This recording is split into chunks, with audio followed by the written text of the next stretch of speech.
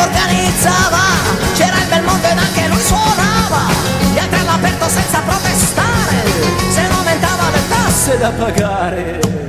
Meno male che adesso non c'è Nerone, no, meno male che adesso non c'è Nerone.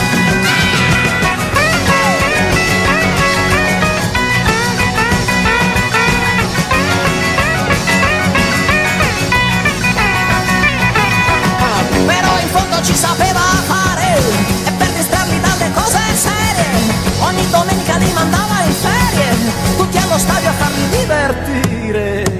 Meno male che adesso non c'è Nerone, no, meno male che adesso non c'è Nerone, no, meno male che adesso non c'è Nerone, meno male che adesso non c'è Nerone.